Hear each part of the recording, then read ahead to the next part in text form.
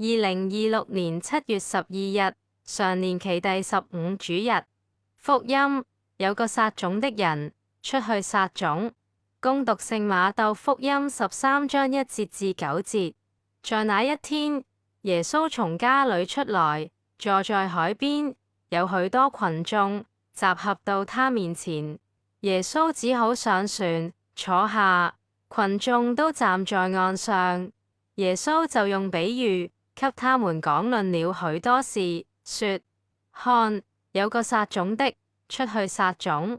他撒種的時候，有的落在路旁，飛鳥來，把種子吃了；有的落在石頭地裏，那裏沒有多少土壤，因為土壤不深，雖然很快發了芽，但太陽一出來，就被曬焦，又因為沒有根，就枯乾了。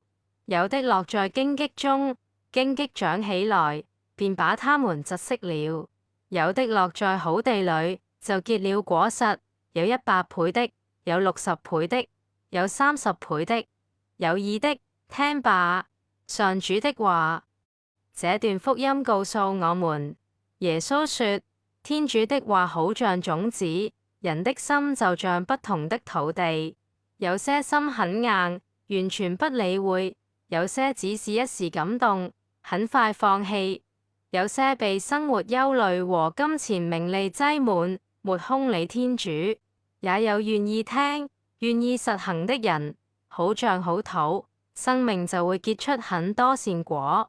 用一句總結：天主每天把他的話撒在我們心裏，問題不是他有沒有說，而是我願不願做一塊好土。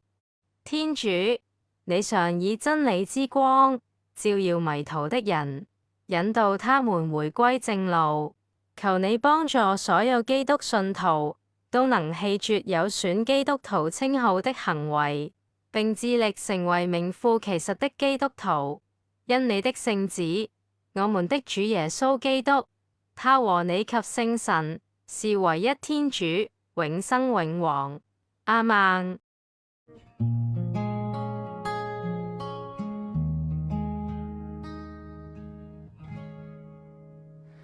看有個撒種的出去撒種，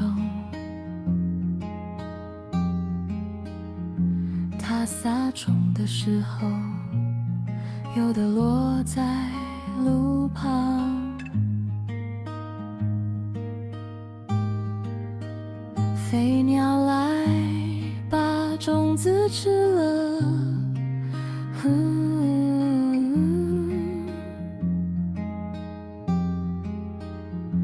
有的落在石頭地裡，那裡沒有多少土壤。